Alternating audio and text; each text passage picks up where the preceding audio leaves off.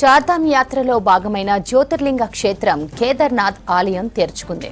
భారీ మంచుతో దాదాపు 6 నెలలు ఈ ఆలయం మూతపడింది. ఉదయం 7 గంటలకు వేద మంత్రోచ్చరణల మధ్య ఆలయ తలుపులు తెరిచారు. ఉత్తరాఖండ్ ముఖ్యమంత్రి పుష్కర్ సింగ్ ధామీ తొలి రోజు పూజ చేశారు. కేదార్నాథ్ ఆలయాన్ని 13 క్వింటాల పూలతో అందంగా అలంకరించారు. స్వామివారిని దర్శించుకోవడానికి భారీగా తరలివచ్చారు భక్తులు. వీరిపై హెలికాప్టర్ ద్వారా పూల వర్షం కురిపించారు. ఉత్తరాఖండ్ సర్కార్ చార్ధామ్ యాత్రకు భారీ ఏర్పాట్లు చేసింది. పహల్గామ్ ఘటనతో కేంద్ర రాష్ట్ర ప్రభుత్వాలు అలర్ట్ అయ్యాయి. చార్ధామ్ యాత్ర జరిగే మార్గంలో పోలీసులు భద్రతా దళాలతో భారీ బందోబస్తు నిర్వహిస్తున్నారు. అక్షయ తృతీయ సందర్భంగా ఏప్రిల్ 30న చార్ధామ్ యాత్ర ప్రారంభమైంది. గంగోత్రి, యమునోత్రి ఆలయాలు 2 రోజుల క్రితమే తెరుచుకున్నాయి. ఇవాళ కేదార్నాథ్ గుడి ఓపెన్ అయింది. సోన్ ప్రయాగ్ నుంచి హెలికాప్టర్ సేవలు అందిస్తున్నారు. మే 4న బద్రీనాథ్ ఆలయం తెరుచుకోనుంది. గత ఏడాది చార్ధామ్ యాత్రకు 48 లక్షల మంది యాత్రికులు వచ్చారు. ఈసారి అంతకంటే ఎక్కువ మంది వస్తారని అధికారులు అంచనా వేస్తున్నారు.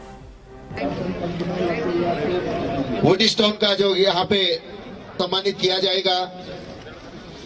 मंदिर समिति ఉత్తరాఖండ్ సీఎం పుష్కర్ సింగ్ ధామీ భక్తులకు శుభాకాంక్షలు తెలిపారు. అతిథి దేవో భవ అన్న స్ఫూర్తితో యాత్రికులకు ఆతిథ్యం అందించాలని స్థానికులకు సూచించారు.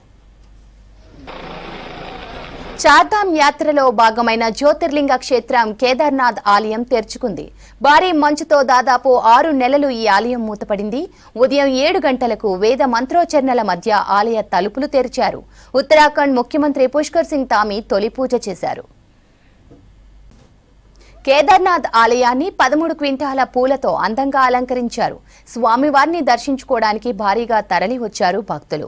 వీరిపై హెలికాప్టర్ ద్వారా పూల వర్షం కురిపించారు. ఉత్తరాఖండ్ సర్కార్ చార్ధామ్ యాత్రకు భారీ ఏర్పాట్లు చేసింది. పహల్గామ్ ఘటనతో కేంద్ర రాష్ట్ర ప్రభుత్వాలు అలర్ట్ అయ్యాయి. చార్ధామ్ యాత్ర జరిగే మార్గంలో పోలీసులు భద్రతా దళాలతో భారీ బందోబస్తు నిర్వహిస్తున్నారు. అక్షయ తృతీయ సందర్భంగా ఏప్రిల్ 30న చార్ధామ్ యాత్ర ప్రారంభమైంది. గంగోత్రి, యమునోత్రి ఆలయాలు 2 రోజుల క్రితమే తెరుచుకున్నాయి. ఇవాళ కేదార్నాథ్ గుడి ఓపెన్ అయింది. సోన్ ప్రయాగ్ నుంచి హెలికాప్టర్ సేవలు అందిస్తున్నారు. మే 4న బద్రీనాథ్ ఆలయం తెరుచుకోనుంది. గతేడాది చార్ధామ్ యాత్రకు 48 లక్షల మంది యాత్రికులు వచ్చారు. ఈసారి అంతకంటే ఎక్కువ మంది వస్తారని అధికారులు అంచనా వేస్తున్నారు.